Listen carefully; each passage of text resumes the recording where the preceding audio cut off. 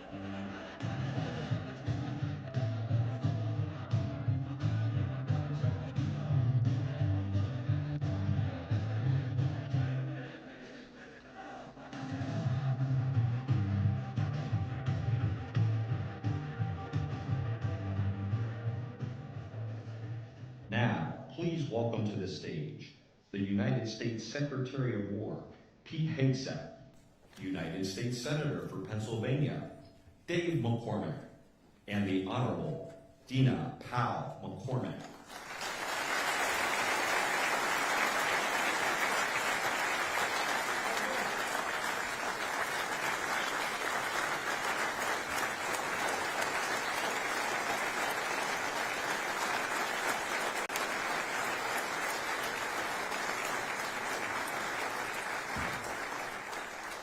Ladies and gentlemen, the 45th and 47th President of the United States, Donald J. Trump.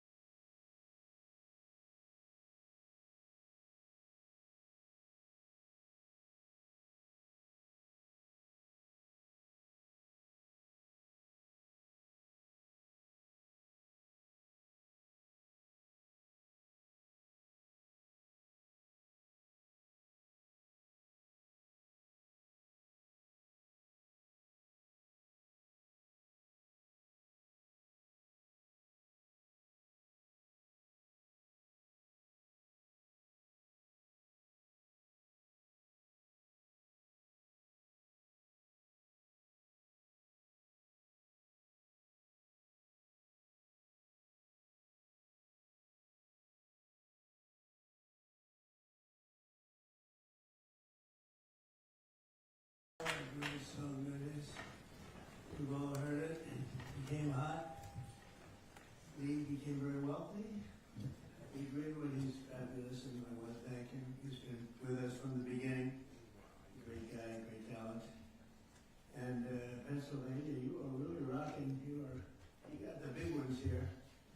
And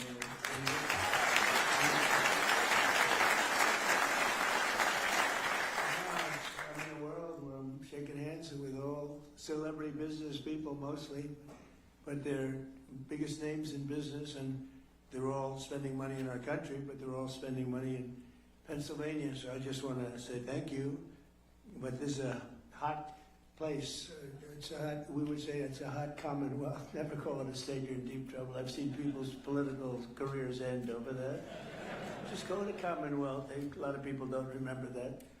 But I think it's great to see what's going on and to see the kind of genius that I'm surrounded by. All of the people that I met backstage, but it's pure genius. I want to thank Senator David McCormick for organizing this extraordinary event, and I came to another one with you about a year ago, and that was a monster, but it wasn't like this one. This is even beyond. I was on energy, and it was very impressive, but this is something crazy what's going on. Outstanding work on behalf of the incredible people of Pennsylvania. You know, he followed me along the campaign trail, and he had a tough race. It was a tough race. A lot of people wouldn't have had the courage to do it. It takes guts to run for office. People don't know that. Only the people that never get there know it. But the fact that you did what you did it once, and you did it really well, but things didn't work out, and you did it a second time against actually a much tougher opponent, and it wasn't even close. So I think he's a great guy. Great, spectacular guy with a great effort. But we celebrate a colossal victory for this Commonwealth and for the entire nation. This afternoon, we're announcing nearly $10 billion of new investments in our defense industrial base right here in the great Commonwealth of Pennsylvania. And these investments will create more than 4,000 jobs. Pennsylvania workers will build the ships, submarines, trucks, weapons, and industries that will ensure America remains the strongest and most powerful nation in the history of the world. We're doing better now than we've ever done. We have $19.2 trillion. We used to go million, then we went billion, now we're into the trillions, but there's never been anything like it. The country is as hot as it's ever been, and we're doing really well with Iran. The Islamic Republic of Iran is not happy right now. Should have been done 47 years ago. Should have been done at least during the 47-year period. And it wasn't. Other presidents didn't do what was right. They should have done it a long time ago. It would have been much easier. And they want to settle so badly. They don't like what we're doing. And they do want to settle. We'll find out whether or not we settle with them or we just finish it off. But I want to thank Secretary of War Pete Hegseth. He's been amazing. Pete, thank you very much. Great job.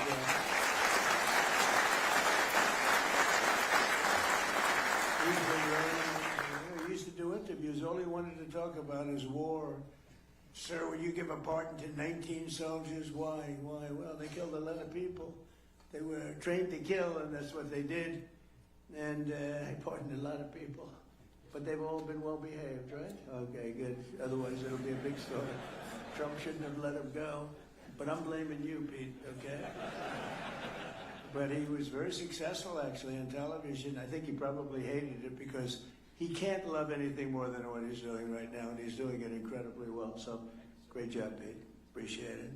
Small Business Administrator Kelly Loeffler. Kelly, how are you guys doing? Thank you very much. He's great. Secretary of the Army, Dan Driscoll, who's really out there with that beautiful smile.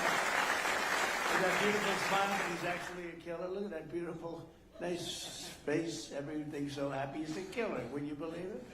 Those are the best kinds, actually. Commanding General of the Army, Trevor Bredenkamp. Trevor, thank you very much. And a couple of warriors in a different way, but they are great. Scott Perry and John Joyce, congressmen, and they are fantastic, and they've been my friends for a long time. Where are you? They've been my friends for a long time. They're tough cookies, and they want what's right for the country. Thanks as well to your amazing state treasurer, Stacey Garrity, who is running for governor, and I'm telling you, this guy Shapiro is totally overrated. I watched him the other night doing a speech, and he does not have what it takes. Maybe he'll win, and he's expected to win, but I hear things about Stacey, and I'm hearing some poll numbers that are very good, but Shapiro is, he doesn't have what it takes. Now, people think that's a horrible statement to make, but that's the way politics is. That's the way it is. I tell the truth. Attorney General David Sunday. David, thank you very much. Great job. And probably the most important person in the room is Senator McCormick's wife, Dina. I know Dina works for me for 4 years. She works for me. I know her almost as well as David. Hopefully not quite as well. But Dina has been, she's been amazing, and she's gotten a very nice position as the president of Meta, working with a very good guy. So a lot of good people, but one in particular. So good luck, and doing a fantastic job. Thank you. She was great. She worked in the administration first term, and she was fantastic. We also have a big name, a very big name, a very brilliant name. Somebody who's done, I guess, in the history, I'll make enemies when I say this, but I shouldn't because I think it's true. Jamie Dimon is maybe the greatest banker in this country in many, many decades.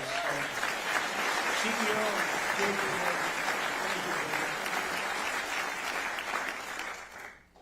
The president of General Dynamics, Danny Deep, and you know, they make the greatest submarine in the world. They just have to make them faster. Danny, will you please make them faster?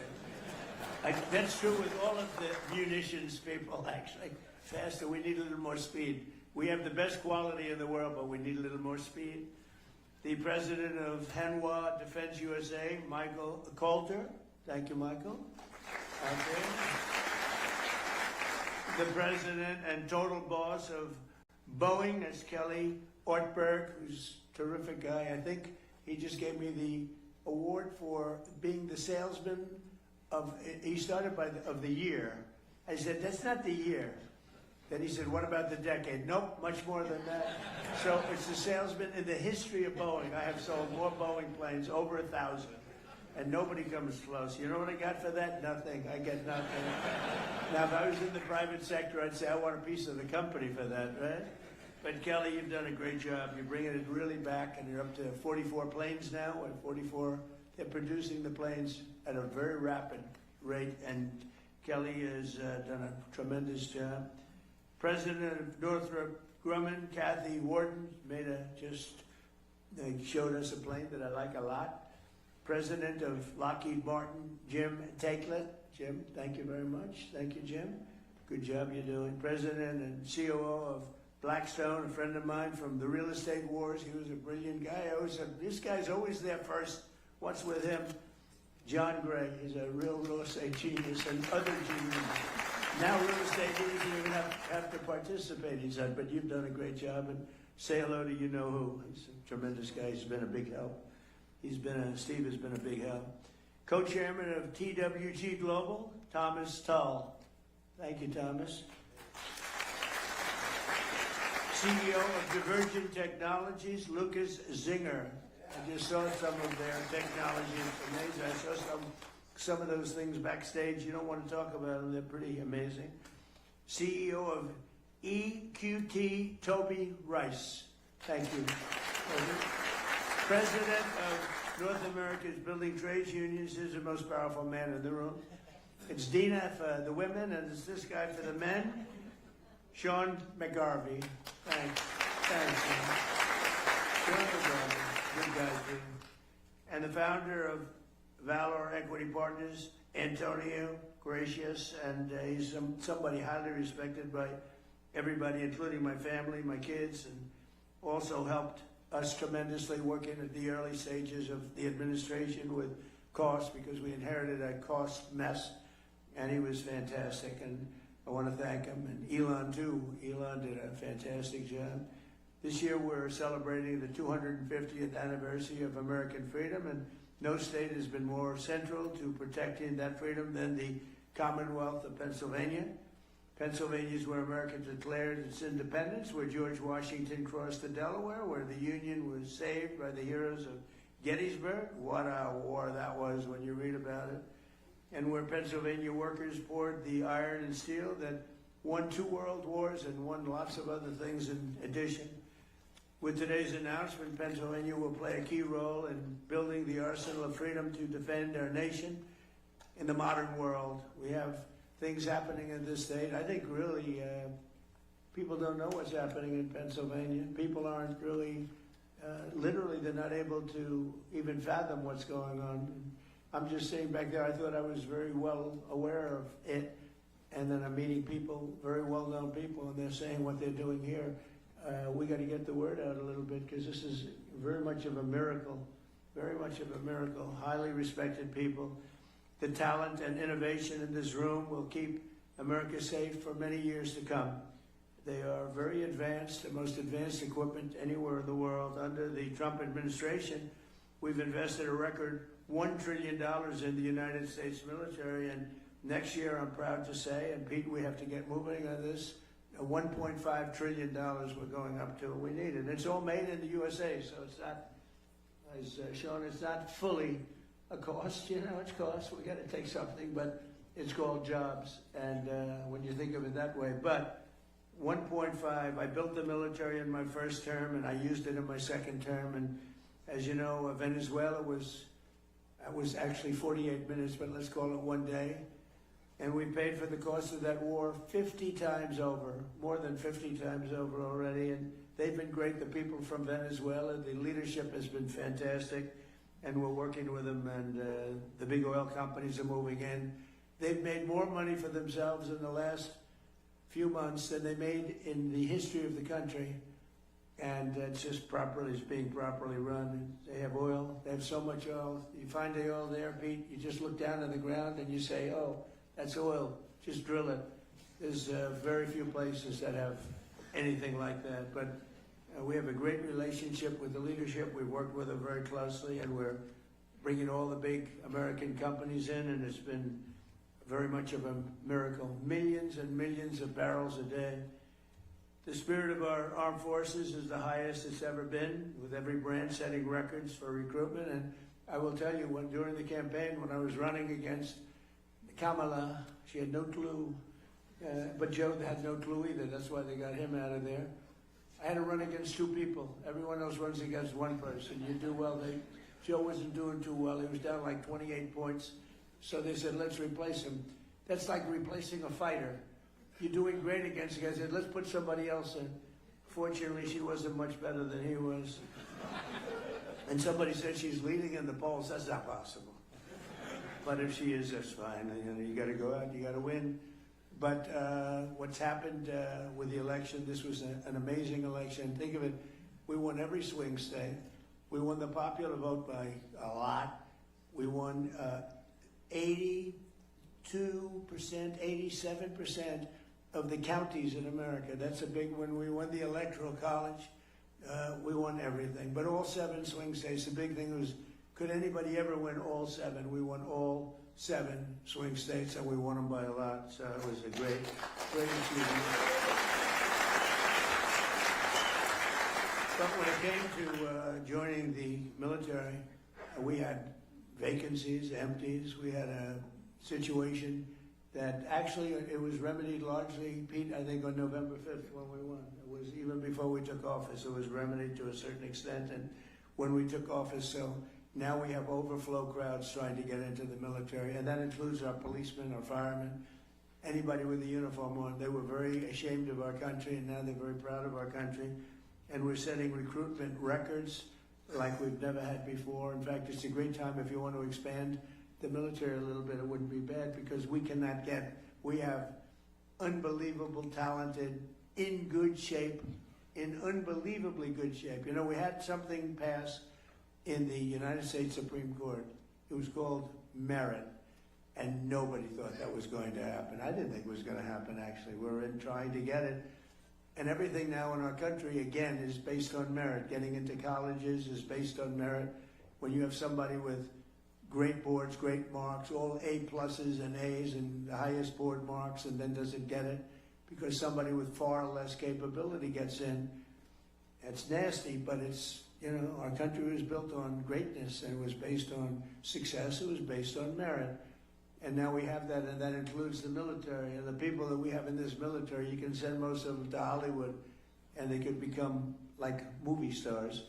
They are unbelievable, and you saw that in Venezuela. I met them backstage, and these are people that are. It's a whole different ballgame. So I just want to thank everybody. That was a decision. That was a tough decision to make.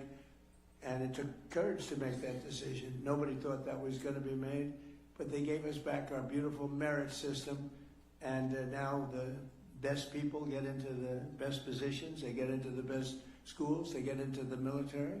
We actually have strong people going into the military now, as opposed to people that aren't strong, or that shouldn't be there.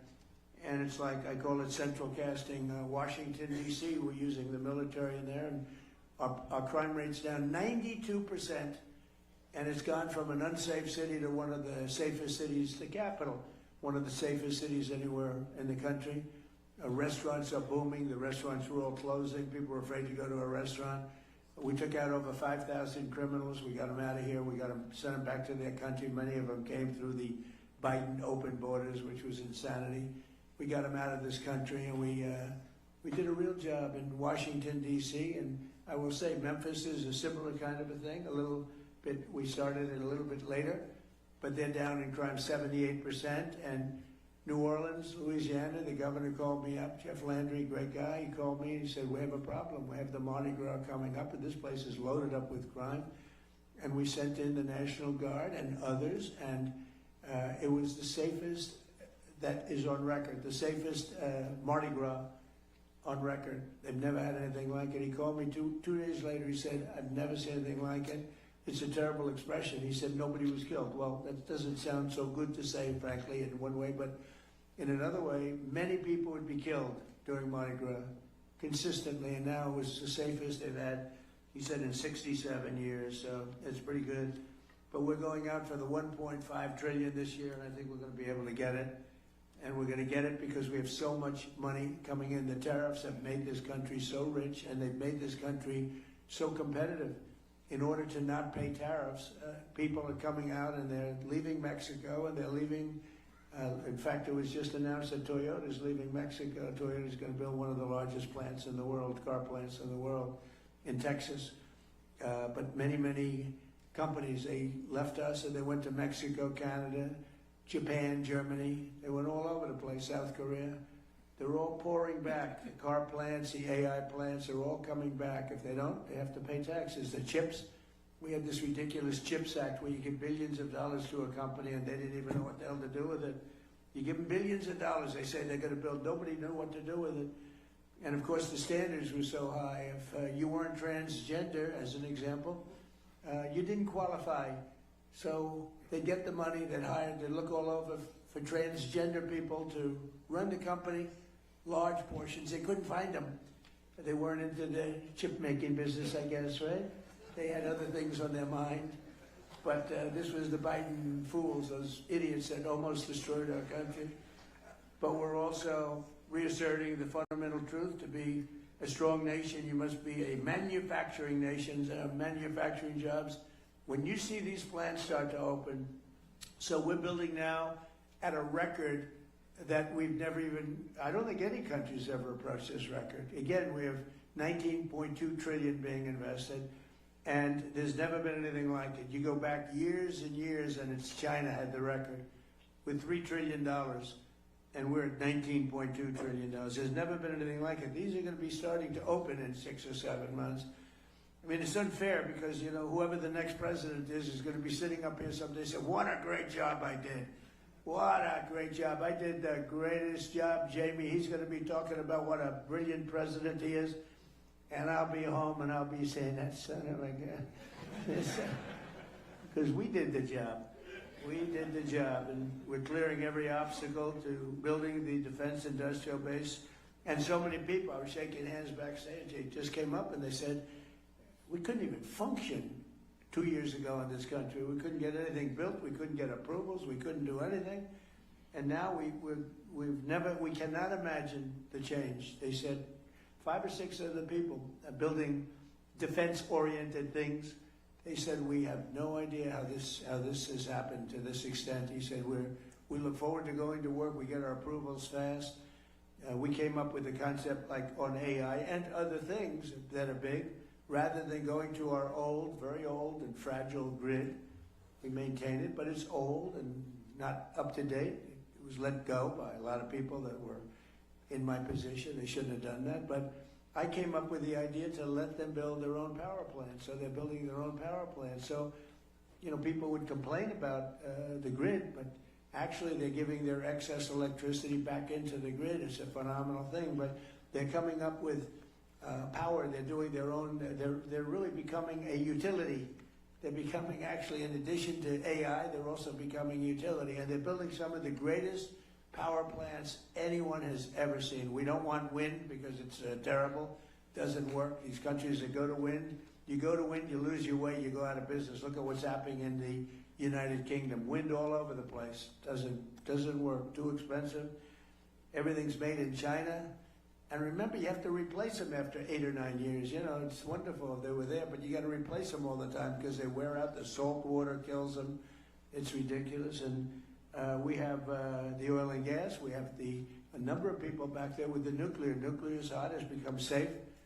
And we got to keep it safe, but it's become safe. But we have tremendous new things happening. And some of these power plants that are being used for AI and other things that they're building are so far advanced from what you're used to. When you look at Con Edison, you look at the old companies, it's fine. They get the job done, but these are tremendous advancements that nobody would have ever come up with except for this group of seriously brilliant people. After decades of foreign countries ransacking Pennsylvania and all of our country, they ransacked our country and stealing our jobs, I imposed historic tariffs to protect the American copper, aluminum, steel, and many, many other projects like cars. And because of that, they're all coming back. This could have been done by a president if he knew you wouldn't have a Taiwan making 100% of the chips. I think by the time I leave, we'll have almost 50% of the chips being made in the United States. Worldwide, they're moving here like you wouldn't believe it. With no investment. I'm not giving people billions of dollars. I'm not saying to some chip company, here's $30 billion, good luck in finding a site. That's what this stupid CHIPS Act was. Hundreds of billions of dollars just wasted. Half of the people never even used the money. I didn't give them 10 cents. I said, you're going to pay nothing for a year. After that, you're going to pay 10%. After that, you're going to pay 25%. Gives you 2.5 years to build your factory. If you don't build it by that time, you pay 200%, meaning you're sending chips in. You have a 200% tariff. They're building like crazy. And the biggest chip company in the world is building, and they just announced that they're expanding by another $200 billion. They're spending most of their money in Arizona, a great place to invest. But they're spending an extra $200 billion. It's the biggest chip company in the world. But we passed the largest tax cuts in American history. We delivered 100% expensing. That's a big one. I think, we had the greatest economy in the history of our country in my first term. We then got hit with COVID, but even including COVID, we did a great job in COVID. We never got credit for it, but every country was ripped apart by that disaster. We know where it came from. It came from Wuhan, and I said that. But we were all ripped apart, and China got hit very, very hard. It was delayed. They got hit very hard at the end. But it was a terrible thing, but we had the greatest economy in history. And before COVID, nobody had ever seen anything like it. But if you just took those 3 years and look at what we're doing now, we're going to blow them away. I mean, unless some horrible event happens, which is always possible. You know, you always have to at least think about the horrible events. Who would have thought that COVID could have happened? A thing like that could have happened. But we delivered 100% expensing, and that expensing, I think, when you write it off in 1 year, I have friends that bought things that frankly they didn't need. I have a friend that never flew on a private plane in his life, and he ended up going out buying a very expensive private plane because of expensing 1 year. And a lot of you're building your plants more importantly than an example like that. You're building your plant and equipment. Jamie can expand his bank, write off everything in the first year. And you're doing a nice job. Your building is beautiful, by the way. It's great. You can write that sucker off in 1 year. Can you believe it? Now that stands up there, that steel. I want to know that steel contractor. He did a good job. A great job, actually. But we delivered 100%, and I felt it was very important to do so. And it goes for a 10-year period. So it doesn't just, I actually want to make it for 1 year because I figured everybody's going to come. 10 years is too long, but we had a couple of senators that really wanted, including a man named Lindsey Graham, who we love. And Lindsey, we pay you respect because he was some special guy. Lindsey, David, was a big proponent of 10 years instead of 1. In other words, you could use this for 10 years instead of 1. I said, but Lindsey, 10 years is too long. It lets him, it gives them too much time. He said, oh, no, we have to do this. I said, no, go ahead, Lindsey. What the hell do you know about business, Lindsey? But he was great. We're going to miss him, right, David? We're going to miss that guy. What a way he was.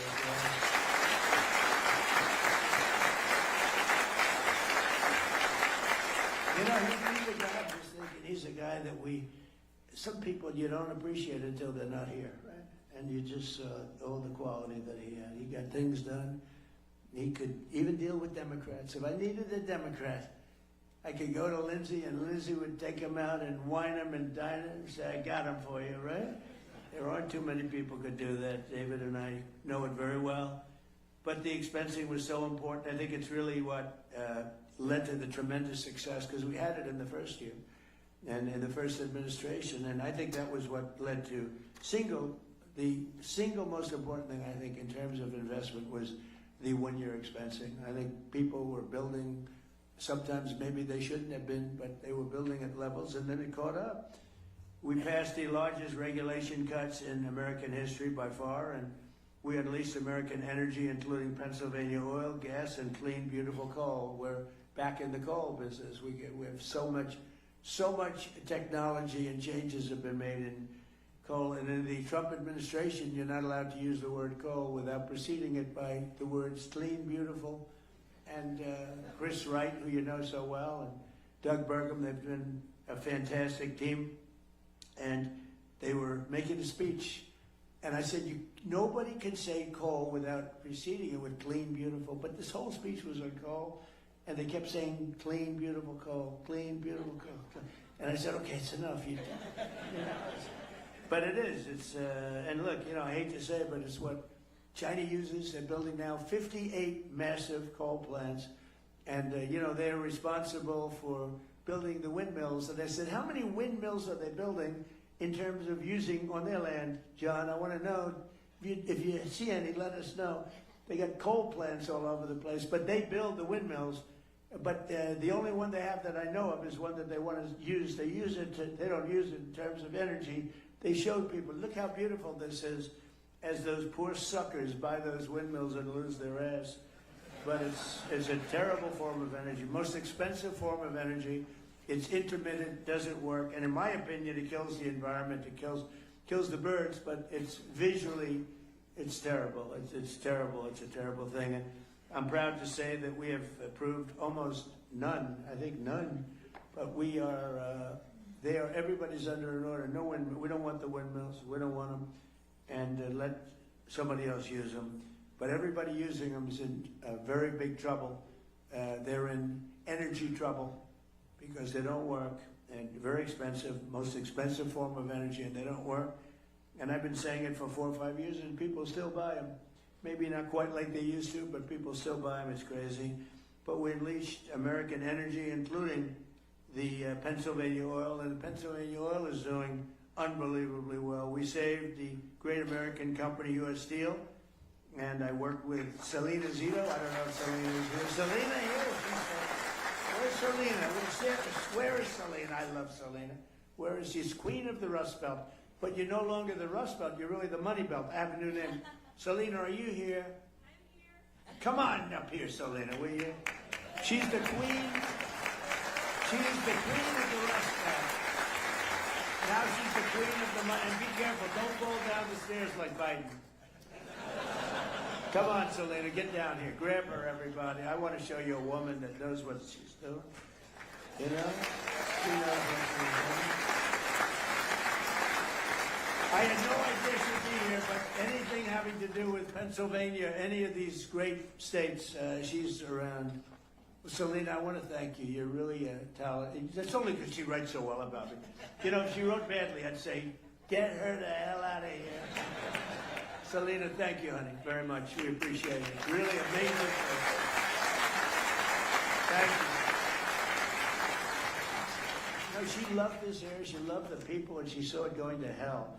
And she knew more about it than anybody else. And she also knew it had more potential because of the people.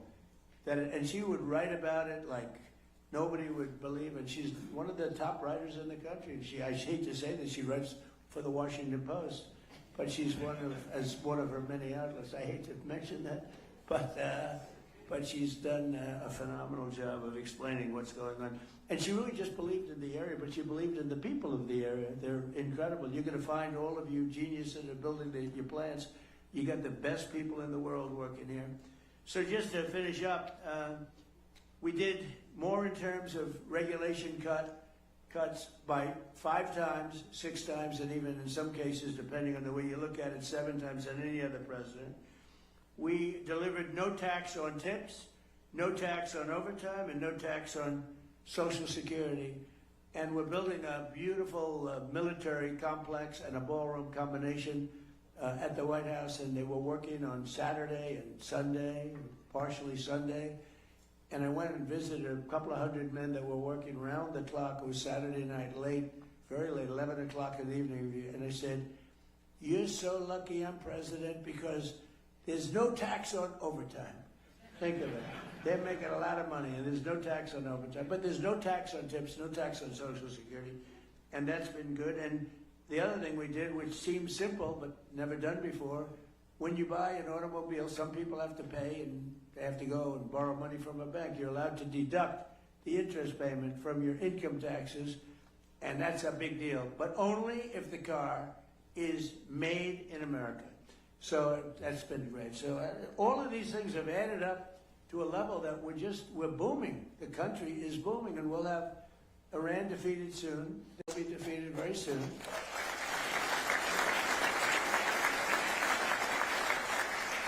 And then I guess it'll be even better. But you know, even during this, it's been amazing. I mean, to think. So I call it a military operation, but I call it whatever you want. It's incredible. It hasn't made a dent. A lot of people thought oil would go up to $350 a barrel, and today it's at $79. A couple of days ago, it was at $68. It went up a little bit because I had to take tough action because they did not obey what they're supposed to obey. I mean, they just didn't do it. So we took a little action, but it'll all, when that settles down, I think you're going to have $55 oil, which is all great for what you're doing, maybe less than that. But this year alone, we've added 18,000 new manufacturing jobs, and that number could go up by 10 and 15 times as these factories begin to open, including, remember Obama used to say, you'll never have another manufacturing job in the United States. Can you imagine? And these are the best jobs. These are the highest paying jobs. They're the best jobs. He used to say it all the time. People would say, oh, that's so bad you talk about him that way, but he did a bad job. And he was very bad on Iran because he basically gave them the money. He made what a horrible deal. He went away from Israel and he went to Iran. And that's part of the reason that we're stuck with this whole situation. But including more than 3,000 new manufacturing jobs right here in the Commonwealth, and the number will go up many times that over the next couple of years. In less than 2 years ago, we were a dead country. I say it all the time. King of Saudi Arabia told me, I was with him 2 years ago, he said, you know, it's amazing. Just a little while ago, you were a dead country, and now you're the hottest country anywhere in the world. Every leader, I just got back from NATO. Every leader said the same thing. You're the hottest country anywhere in the world. They treated me like that. They're not treating me. They're treating me because of the country. We're the hottest country anywhere in the world. And a year ago, 2 years ago, we were a dead country. It was an embarrassment. So now, with all of that being said, just yesterday it was announced that inflation saw the largest monthly decline in 6 years. Can you imagine that? 6 years. So we inherited the highest inflation in the history of our country, and it was really amazing. You know, we inherited it, and then I had my first news conference the day after I took office, and they said, affordability, affordability. They go, that's a fake word that they use. They caused the affordability problem. It's called high prices. They came up with this word. They're good at coming up with words, but we came up with a good word too. They're Democrats, dumb. You take the B out. Most people don't know that dumb is a B, okay? But the U replaces the E, and you have a Democrat. And I just don't understand, because their policy is so dumb, what they've done to this country and what they will do to the country. If we don't win the midterms and win the election, everything that I'm talking about, you can just write it off, because it'll revert back to open borders. It'll revert back to ridiculous high interest rates. And again, we should have the lowest interest rate of any country anywhere in the world, because we make them all sing. But since I took office, defense investments in Pennsylvania are up by nearly 25% compared to crooked Joe Biden. And today we're adding $10 billion, and I think the number is going to end up being about $19 or $20 billion. And we'll be building 2 massive national security multi-mission vessels at the beautiful and historic Philadelphia shipyard. I met all the guys doing this, worth up to $1.5 billion, and it's a purchase of lots of vessels. We're going to have a lot of vessels being made there. We're also thinking about doing some purchases outside of companies that come here and build. They have to reteach us. You know, we used to make a ship a day, and now we're a laggard in that department. We do lots of great things, but we're a laggard there. And a lot of our shipyards were sold for real estate projects on the water. I bought one, actually. It was quite nicely located. But I didn't know I'd be president. If I knew I'd be president, I wouldn't have done it. I said I'd rather have a shipyard, right? But it worked out okay. You know, they had the best locations. A lot of those locations were sold. And we have to build our Navy, Pete, right? We got to get it going. So we're going to probably look at some of these companies that are coming in from South Korea and other places, and they're working with us on ships. And we're going to also buy some ships that are made outside of the area. And we're going to have we need a lot of ships for our Navy, a lot of ships, despite the fact we have the greatest Navy in the world, but our ships are getting older. And we really got out of that business. We built an aircraft carrier for $19 billion, which is crazy. The price is crazy. It started off I came in, one of the first things I went to see was the Ford aircraft carrier. It was way over budget. And it had things on it that you didn't need, like it had magnets to lift up the elevators with 10 and 12 planes on them. Think of it. It had all sorts of modern day things that were all, instead of using steam for the catapults, they used electric. Let's have an electric catapult. And so when I went to the ship, because I came into office and the ship was way over budget, built in Newport News, unfortunately, it was way over budget. It was going to cost $3 billion. It was up to like 18, 19. It was terrible. And I said, I want to meet the catapulter. And a man came over along with 4 of his assistants. And I said, what's better, electric catapult or steam? He's been there for 25 years. He said, steam is better, sir. We can fix it with a hammer and a blowtorch. When the electric goes bad, I have to send to MIT to get geniuses over here. I said, steam is better. Yes, sir, it's better. So why did they do electric? Because you can have the catapult go like this, but you can't put planes on it, sir. It takes you 39 seconds. By the time the 39 seconds is up, you have a full head of steam. And I love breathing that steam, sir. That's the cleanest air you've ever seen. But I said, so you're saying we spend billions of dollars extra to build electric catapults instead of using... And I said, what else do you hear? He said, the elevators are no good, sir. They're lifted up by magnets. So here's my deal. I said, when Caterpillar tractor, and I watch more tractors than any human being on earth, rip rock, right through rock. It's all hydraulic. So I said, when Caterpillar goes into the business of using magnets to lift up their little blades, when they go in and when they go away from hydraulic, I'll tell you what, I'm going to do something. I'm going to start using magnets, but we don't want to use them. So we're not letting any, Pete, we're not letting any more ships be built with the ridiculous billions of dollars more they spent on electric catapults, and they're not good. They're not nearly as good, too complex. And by the way, we had to call the ship in twice because the catapults didn't work, and I predicted that was true.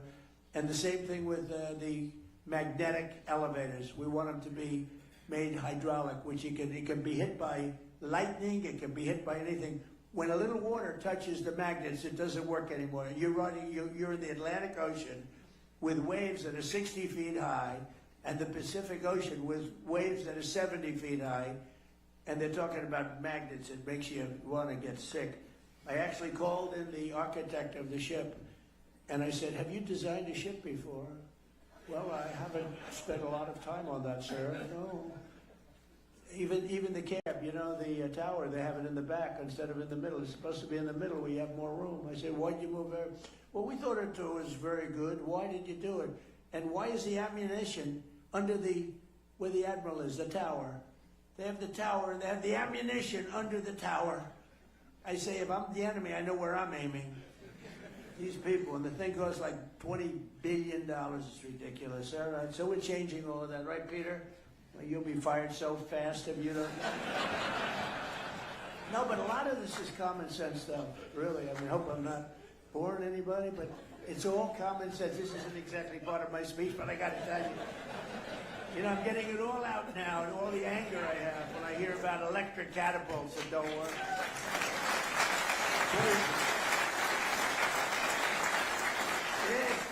But, okay, I hate to mention this name now because they're a little slower than we want, but that's okay. General Dynamics will invest $2.5 billion in Rhodes Industries to build Navy submarines. They make the greatest submarine in the world. We're 10 years advanced over probably Russia is number 2. We have to make them faster. That's the only thing. We need submarines. But they make a great product. In all the cases we make, if you look at the Patriot missile, if you look at the Tomahawk, which is the offensive, if you look at all of the things that are better, we have to make them faster. That's the only thing. And Dan, you got to get them going a little bit, right? Yes, sir. We have to make them faster. And Peter and I have meetings with them every month, and they're all building new plant and equipment. Boeing is building it. I see Kelly, a lot of them, 4 of them, and it's very important. So this massive new investment by General Dynamics is going to create right here 1,500 new jobs. The munitions firm Day and Zimmerman in Philadelphia will provide $2.3 billion worth of operations, maintenance, and support to the Hawthorne Army Depot. And EOS in Pittsburgh have just agreed to a multi-million-dollar partnership with the Department of War to build. Don't we love that name better? We won World War I. We won World War II. Then we decide to go politically correct. Let's go with defense. No, it's war. And I said to Pete, Pete, don't you like that better? He said, it used to be Department of War. And then we got politically correct. And we go in and knock out the Middle East and go home. Everybody said, why did we do that? What did we get? But we did. We had greatness, and that's what we have again. Now we have greatness again. As an example, Venezuela. Where'd you have here? When was the last time you heard that you had a war and you paid for it 50 times over? We have wars and we lose money. We have wars, we blow up something and we leave. And everybody said, what was the purpose of that? Nobody can answer the question. We don't do that anymore. But EOS in Pittsburgh just agreed to a multi-million-dollar partnership with the Department of War to build energy storage technology in support of our Golden Dome missile defense shield. We're building a Golden Dome over our country, and it's going to be a very effective one. We had 111 missiles shot a few weeks ago by our lovely friends from Iran. They were aimed at the Abraham Lincoln, which is a beautiful aircraft carrier, by the way. The SS Abraham Lincoln, 111 in a short period of time. Out of the 111 missiles shot, 111 missiles were knocked into the sea easily. Think of that.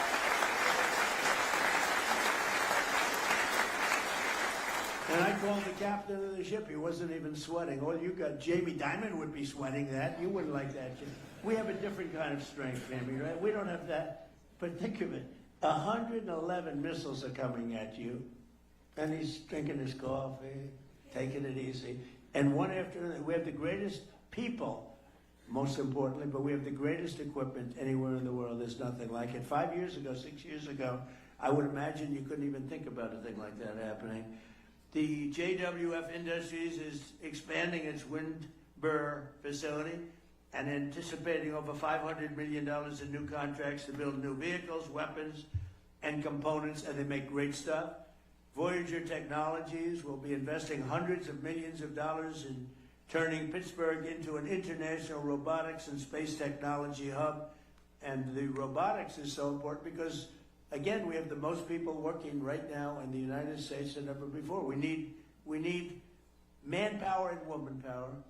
The AI software company Air will be spending $450 million to expand their Pittsburgh office, and Carnegie Robotics in Pittsburgh will have the chance to produce hundreds of millions of dollars worth of autonomous technology for the United States Army and its vehicles. The Firepoint Energy in Tunnelton will be investing at least $170 million in pilot program to convert coal waste into jet fuel, electrical power, and critical minerals. And I hope you're going to do magnets. Somebody out there, I hope you're all brilliant people. Magnets. Do magnets. Okay, I'll tell you how to make money. Do magnets. You're doing a lot of great stuff. Do magnets. Because one thing we don't have, but we're getting close, but do magnets. So I hope John Gray is listening to me so he can give him a couple of bucks and go into the magnet business. I guarantee it's going to be a success. It's one thing we don't, for some reason, it's not complex, not hard. We have the material. For some reason, they just don't, they don't do it. We need magnets. So one of you companies out there, go out, I'll teach you how to make money. Just do it. Companies like Adelon, Kratos, Advanced Cooling Technologies, Sphere Brake Defense, JP Morgan Chase, and Q Intel, among many others, will be expanding their investments all across the Commonwealth of Pennsylvania. In addition, the defense subsidiary of the legendary Pennsylvania company, Mack Trucks. Oh, I met him the other day. Where's Mr. Mack Truck? Where the hell are you? He was great, making a beautiful, thank you very much, making a beautiful truck. He's trying to sell 15,000 of them to us, 15. I said, how many are you looking to sell? Sir, 15,000. I thought he said 15 because it's a big, beautiful truck. I made a speech 2-3 weeks ago, and they had a sample of the truck right behind where I spoke. It made me look very small, sort of like Dukakis, remember? And the death. I said, get that truck the hell out of here. I immediately thought of Dukakis with the helmet and the massive helmet, the massive tank, and you didn't even see him. That was not good. He went down 20 points after that. So I said, get that truck out. But the truck was amazing, actually. But I said, how many? He said 15,000. I thought he said 15. So I said, he's going to sell 15. That's a lot of trucks. He said, no, actually 15,000, sir. So, but it's a beautiful truck, and I think he's got a good shot at doing it. And he'll be building $222 million worth of powerful new vehicles for our military already in a different truck. And Mack Truck is doing really well, and they've been great. And because we're here in Pennsylvania, where State Trooper Michael Farah was killed just 2 weeks ago by an illegal alien operating a semi-truck on a commercial driver's license, which he should never have had. He was here illegally, came in through Biden. Today I'm making one more important announcement. My administration will soon take historic action to get illegal alien truck drivers who are just killing a lot of people. They can't read signs. Many of them are on drugs or alcohol, and they shouldn't be driving these things. And they came in totally illegally, and we don't want them, but they are driving all over American roadways, and we're going to replace them with proud American veterans. And we're going to take our veterans, we're going to teach them a lot about driving trucks, and in many cases they know. We're going to say any American who's driven a heavy truck for our military will automatically be eligible for a commercial driver's license. So we're going to get them taken care of. And the radical left is very much opposed to that, but it doesn't matter what they want because we're the ones that are running it. And just to finish, I want to thank our great Speaker of the House, Mike Johnson. He's fantastic, that man. and the House Budget Chairman, Jody Arrington, for launching an effort to get the Save America Act passed, including voter, I mean, it's so basic, voter photo ID, identification, proof of citizenship, and hopefully no corrupt mail-in ballots. We'll have exceptions for the military, we'll have exceptions for disability, for people that are not feeling well, or for people that are on vacation or anything. We're going to make it very easy. But the mail-in ballots, you see what happens in California. The vote still isn't counted. Can you believe it? It's like, what, 6 weeks? The vote still isn't counted. But the kid really, he was Spencer Pratt. I don't know Spencer Pratt. He came to the White House and saw me. But Spencer Pratt was an automatic lock, and he didn't make it. There was a little thing, Dina. They said, well, Spencer's falling behind a woman that nobody ever heard of. He's falling behind. No, it's very corrupt. And they were going to do that to Steve Hilton, too. And I had the U.S. attorney, did a great job. He started an investigation. They said, Steve Hilton is starting to fall badly behind. And I said, that doesn't mean falling behind. That means cheating is going on. This is 2 weeks after the election. So I got the U.S. attorney involved. And like 20 minutes after they made that statement, they said, Steve Hilton just made the runoff. These are crooked people. These are crooked people. The whole thing is terrible. But along with our incredible farmers and funding for our troops, so we're getting a tremendous amount of funding for our farmers, and we take care of our troops. We got them a great pay raise. But I support those efforts, and we're cheering them on. And the actions that we've announced today will create thousands of new Pennsylvania jobs, and they'll make our entire nation stronger and more prosperous than ever before. We have the strongest nation that we've ever had. We have the most successful nation that we've ever had. We've never had a thing happen. So many people, the biggest people came, financial people said, well, sir, I've been in business for 35 years. One gentleman, he looked like a young man, but he said 35 years, so he blew it. But he said, I've been in business for 35 years. I've never seen anything like what's happening right now. I'll bet Jamie would say that. I'll bet John would say that. There's never been a period of time like this. So I want to thank, again, Senator McCormick, once again, for this incredible get-together, but really, much more importantly, for the outstanding work that he's doing as a senator. He's an incredible person, and Pennsylvania has never had a greater warrior at the U.S. Senate than Dave McCormick, and it's an honor to be with you all, and we're going to do things that nobody would believe. If you go back 2 years when we were a failing nation, nobody would believe that we could be doing business and we could be even safety. The lowest murder number since 1900. Think of that. The lowest number since 1900, 125 years ago. Nobody would believe we have the lowest crime numbers, despite the fact that millions and millions of people came into our country illegally, and many of them were, they're gone now, but many of them were from prisons, they were drug addicts, they were from mental institutions.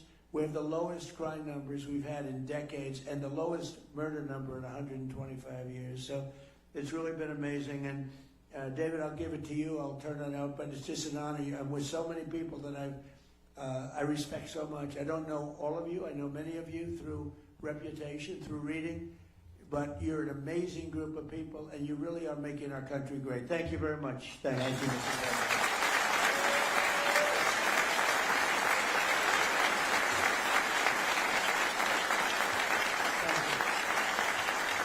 Thank you, sir. We are so honored to have you here. I know you've got a special love for Pennsylvania, and Pennsylvania has a special love for you. And this is all about your vision of peace through strength. And what's happening here at this summit is really all the people we need in the room, the prime contractors, the energy leaders, the emerging technologies, the leaders in labor, the leaders in finance, all the team that needs to be in place to implement your vision. So if somebody with you, what I'd like to do is turn to the Secretary of War, let him make some remarks, and then draw in some of the business leaders we have here. And I'll say the one little story is when I was on the campaign trail with the president, one time I walked off the stage and he said, you know what I like about you?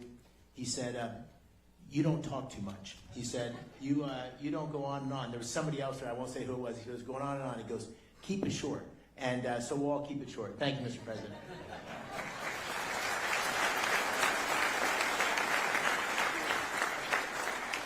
Senator, that was a good warning and a good reminder. Mr. President, it is true to say that there has never been a moment like this or a stage like this where innovators, prime contractors, private equity, titans of industry, labor leaders, defense leaders have come together for this type of moment. There's never been a moment like this where the aperture has opened up inside the Department of Defense for defense and the second word, innovation. Your demand of me as a business leader and a builder is that we move at the speed of business and competition and speed and scale. And that's what these folks have funded and founded in their companies. But our bureaucracy was built to keep most of you out.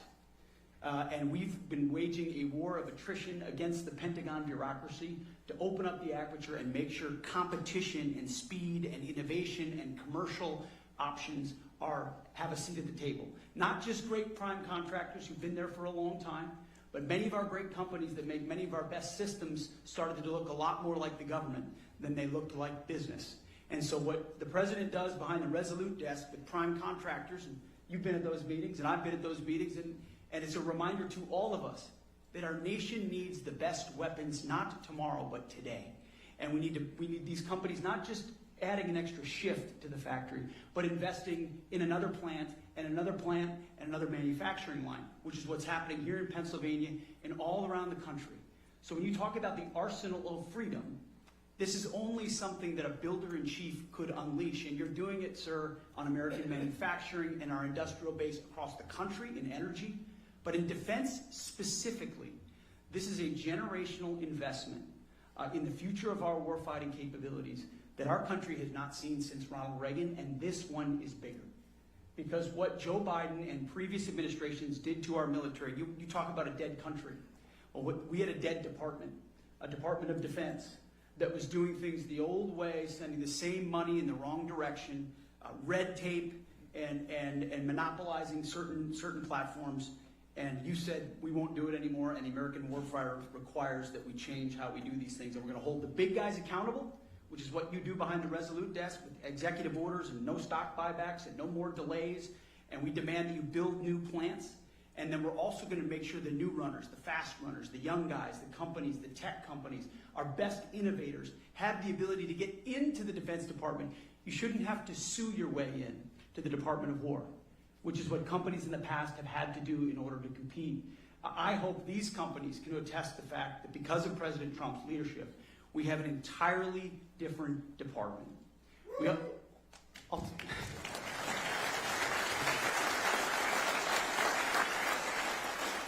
And it's important because we're at an entirely different moment. Not only do we have near-peer adversaries with historic military buildups, but we're at a step-change moment. AI and frontier models, autonomy, quantum, space, hypersonics, you name it. If you're ahead now and you get ahead of the game, you're going to be way ahead. If you fall behind now, you fall even further behind. The have-nots and the haves, that gap is widening. President Trump sees the moment and is investing in it in our department, but across government to make sure the 21st century is an American century. But he's demanding that we do it differently. We do it in a fiscally responsible way. We audit our department. We ensure that the money that we ask for is well spent. So we've got a different department, a different moment, and thank God we have a different president who rebuilt the military once. He's doing it again and is willing to make a historic investment, $1.5 trillion investment in the War Department to ensure that we outcompete, without question, every other nation on planet Earth so that things like Venezuela can continue to be done to reestablish deterrence around the world.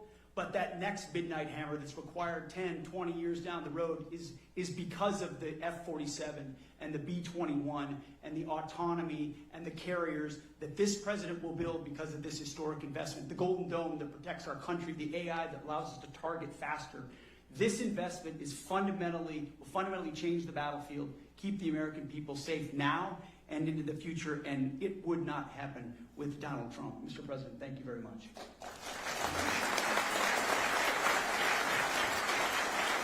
Thank you, Mr. Secretary. Thanks for everything you're doing. You know, last year, it was almost a year to the day, Mr. President, where you were in Pittsburgh for the Energy and Innovation Summit that Dina and I hosted. And one of the biggest announcements on that day was John Gray, from Blackstone, a $25 billion announcement. And so I thought we might start with a year later. Here's where we are. And I think what you're hearing from the business leaders in this room, the people in Pennsylvania, is the amount of investment and the level of activity is on fire. And John's a perfect example of that. So John, if you could just give us a quick update. Sure. It's great to be here in Pennsylvania. President Trump, I want to start by thanking you for the deep commitment to supporting investment in American innovation in infrastructure, AI, and defense. Senator McCormick, I want to commend you once again, and Dina, for hosting a summit here in Pennsylvania focused on the vital national imperatives. We were together a year ago in Pittsburgh. We announced that $25 billion in digital and energy infrastructure. We said we'd do it over a decade. Since then, we've acquired multiple data center sites. We've made enormous progress in our joint venture with local utility PPL, and we're proud to report that we're on track to invest over $40 billion and do it in 5 years.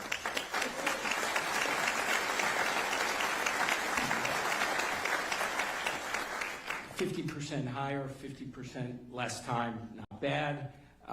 These investments will create nearly good-paying construction and permanent jobs, deliver meaningful benefits to communities, and help ensure that America stays at the forefront of the AI race. This would not have happened without the conference that you and the President hosted last year. We also got tremendous support from the governor in terms of infrastructure development. Everybody loves to complain that things are not working in the United States.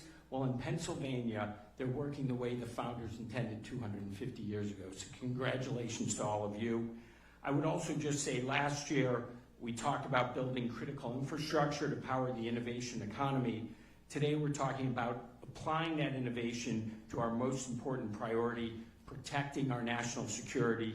At Blackstone, we're incredibly proud to be all in on both of these objectives. Technology is, as the Secretary noted, fundamentally reshaping the national defense. It's going to require enormous amounts of private capital, not only to invest in the new innovation, but also to scale up production in a capacity-constrained world. And Blackstone is ready to help in a very big way. We've already invested $20 billion in defense and aerospace in the last 5 years. We expect the scale and pace of that investment to increase meaningfully from here. We see national security as a compelling place to deploy capital on behalf of our investors that also supports a core American interest. So thank you, President Trump, Senator McCormick. It is an honor to be here today. Thank you, John. You know, sir, you noted this, but one of the strongest voices in corporate America, someone who has spoken out in very similar terms as you have about peace through strength and about the need for America's military and economy to be strong, is Jamie. And Jamie's really taken this on. He's written extensively about it and made this a priority for J.P. Morgan in terms of national defense and resilience. So, Jamie, I wanted to just call on you and ask you to describe why you think this is such a priority and how the things we're doing here and the President's agenda is supporting that. So, thank you. Mr. President, Mr. Secretary, Senator, there's nothing more important for our country. In fact, don't think it's an exaggeration to say for the whole free and democratic world that America maintain the preeminent military supported directly by the preeminent economy of the world. It's not too soon. We got behind, but God knows this is now, you guys have ignited the American dream, and you've ignited security and resiliency. You've reignited that arsenal of democracy that we have in this country, and it's just critical. There's a microcosm in Philadelphia, obviously in Pennsylvania, Philadelphia. I was at the Philadelphia Navy Yard this morning. There's only a small piece of what we're doing. There's a small piece of what a lot of other people here are doing.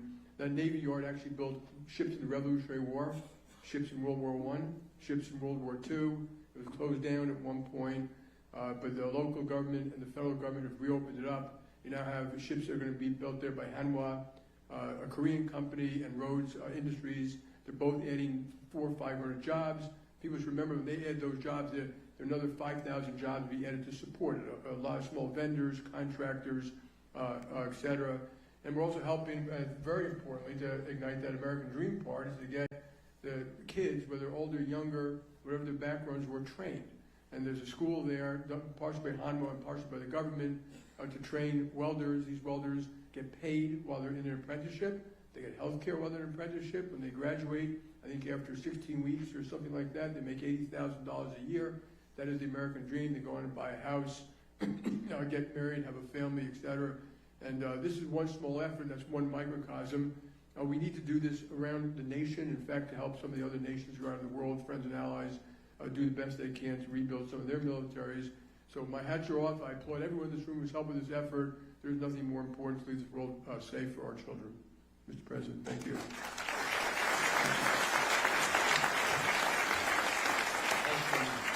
I know you know Jim Takelet well from Lockheed. A small fun fact. So when Lieutenant McCormick got on the plane to deploy for the Gulf War, Captain Takelet was the pilot of the plane out of Pope Air Force Base in North Carolina. And so we've known each other. I guess we got to know each other the last decade or so.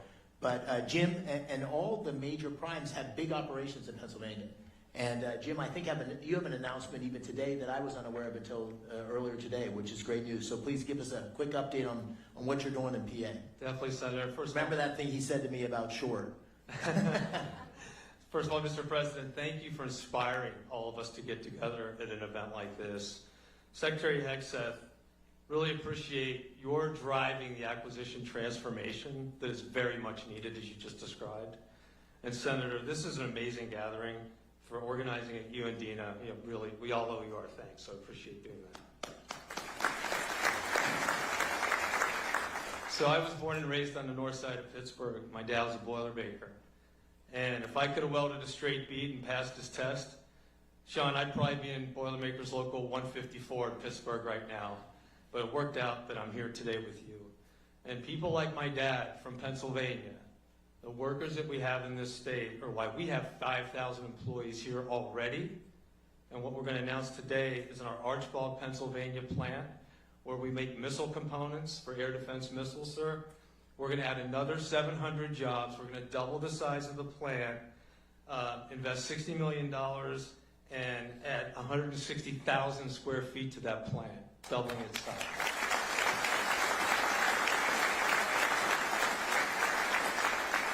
And that's on top of $300 million we just completed investing in our Valley Forge operation, which does strategic missile reentry, among other things. And you know, Mr. President, that we're going to invest upwards of $9 billion in the next 3 years at 20 different sites. Looking forward to showing you some of those plans when you have time. And we are going to continue to build with you and with the Secretary the arsenal of democracy, and Pennsylvania will be ground zero for that effort. Thanks, Senator. Thank you. And just real quickly, I'll keep this going. Danny Deep from General Dynamics. Danny is the president, and I had a chance to tour that 155 facility in Scranton, and you've got assets across Pennsylvania, another huge employer. Just give us a quick update on what's going on in Pennsylvania, how you see the future expanding based on what's the president's policies that have been put in place. Thank you, Senator, Secretary, Mr. President. Thank you for your leadership here at home and abroad. It is inspiring. So here in Pennsylvania, when you talk about manufacturing muscle, this is really where we have a lot of muscle. 1,100 suppliers, 8 facilities around the Great Commonwealth. Over the last number of years, we've expanded artillery production by 4x, and over the next several years, we'll see it continue to grow. You mentioned Rhodes Industries in that $2.5 billion award. To give you a little bit on Rhodes Industries, because it's a great story. This is a multi-generation company with family ownership, and they keep their promises. And now they have 10 years to look forward and add resources. Their workforce will increase by 5x, and they're expanding, and we're doing that all over the state with all of these 1,100 suppliers. And thank you for your leadership to do that, and we're committed to deliver Virginia class and Columbia, and that's what Rhodes is going to work on, and we don't make aircraft carriers.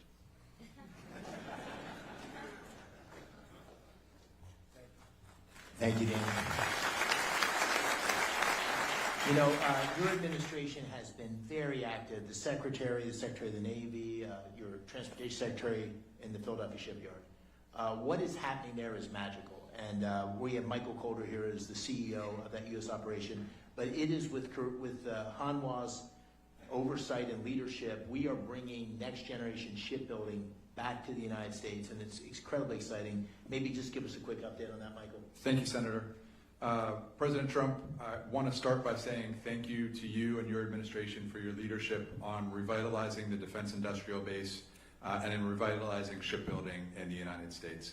Mr. Secretary, I've been in aerospace and defense industry for decades. This is the most business-friendly, industry-friendly administration we have ever seen.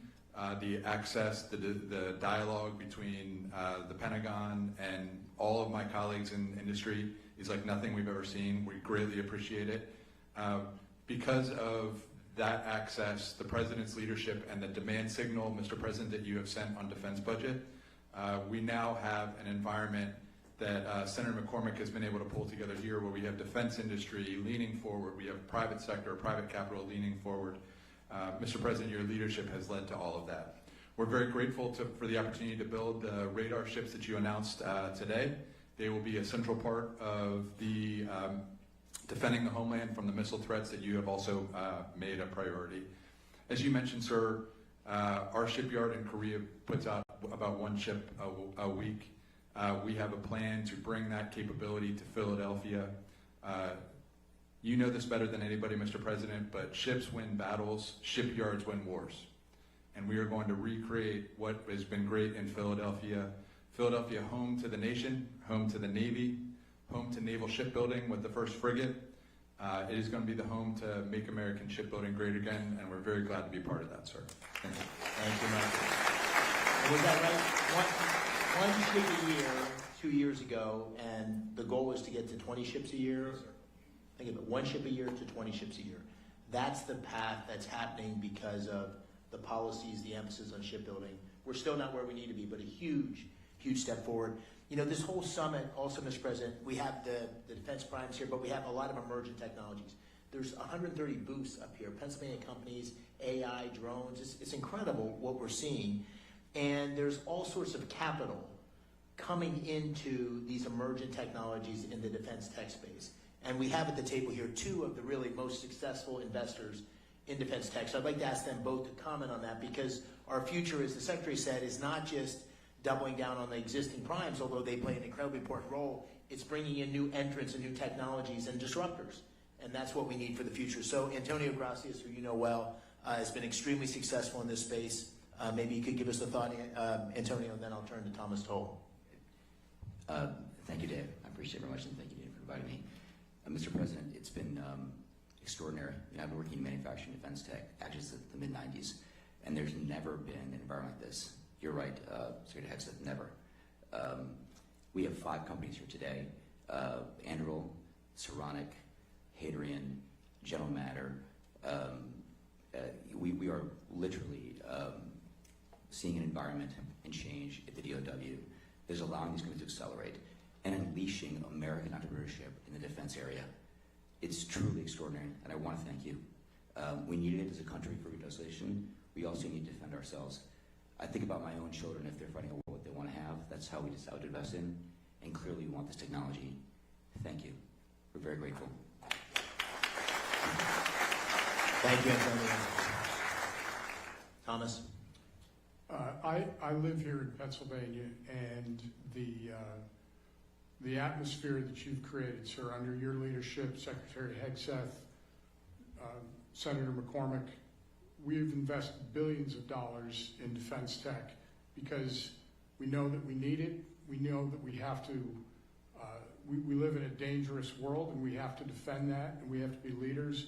We've invested in companies like Gecko Robotics here in Pittsburgh, and without the change that you're causing, these things aren't possible. So I just want to say thank you very much, and it's going to make a massive difference for the next 20 years.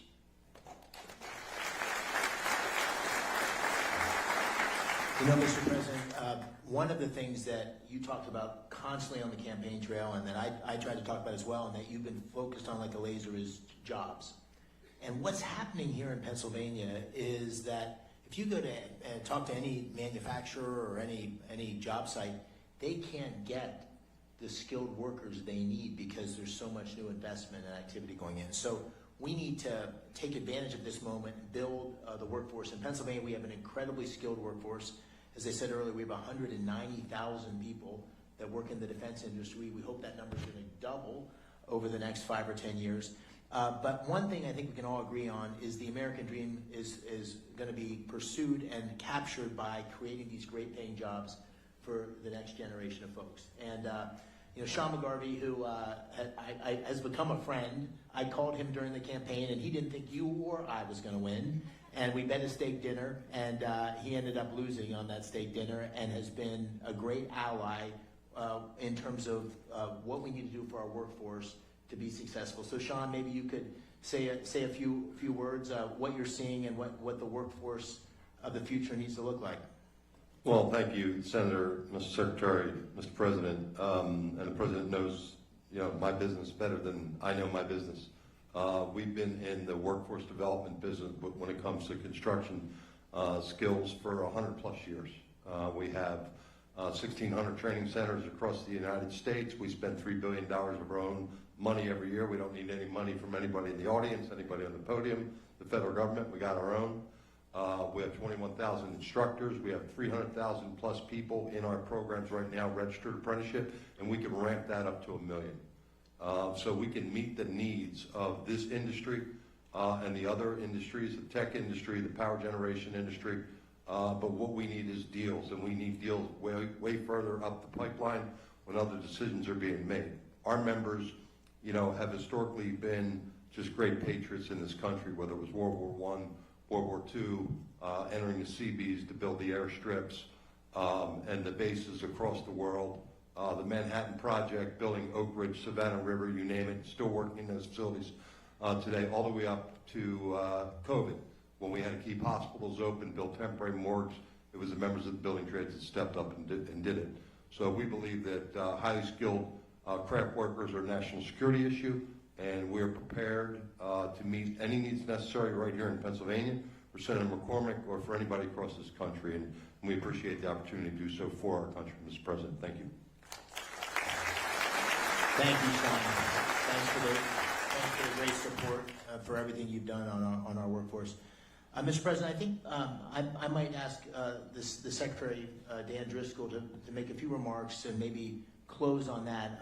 I just want to say this has been an extraordinary event in the Army and the Army War College, which you're here, the 4th president in America's history to visit here since the Revolutionary War, the Carlisle Arsenal, the Army War College, and the Army's been extraordinary. So, Mr. Secretary, first of all, thank you to General Breitenkamp and everybody that made this possible. But maybe give you a word, and I'll close and then turn to the President.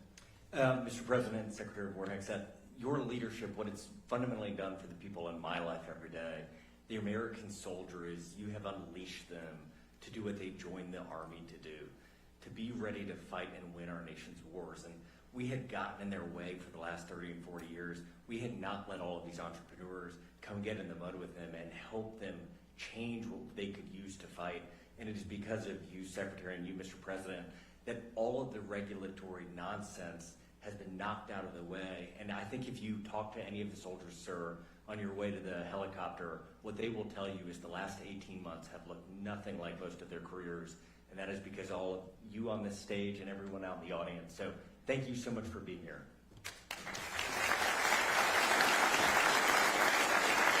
Mr. President, just let me close with the following remarks. I think we're in the middle of an enormous transformation in America that's being led as a result, or taking place as a result of your leadership. The defense industrial base, making sure our military is ready to take on these many challenges we see and evolves in a way that's able to ensure that we are going to remain the greatest military in the world. Under your leadership, that's happening. So thank you for that. On a personal note, I want to thank you for coming to Pennsylvania. I know it's hard with your amazing schedule, and you've done this twice. You did it last year, you did it this year. It is a catalyst for action. It's making huge things happen in Pennsylvania.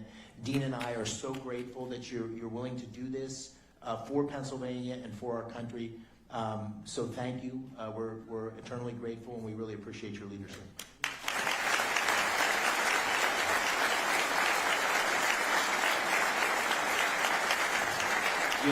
Sir, would you like the final word? Well, I just want to say thank you all very much. This is an honor that I won't forget, and I appreciate your saying I've been here twice, which is pretty much max out once a year, but I'll be here again next year for you. Thank you. Thank you. Ladies and gentlemen, the 45th and 47th President of the United States, thank you.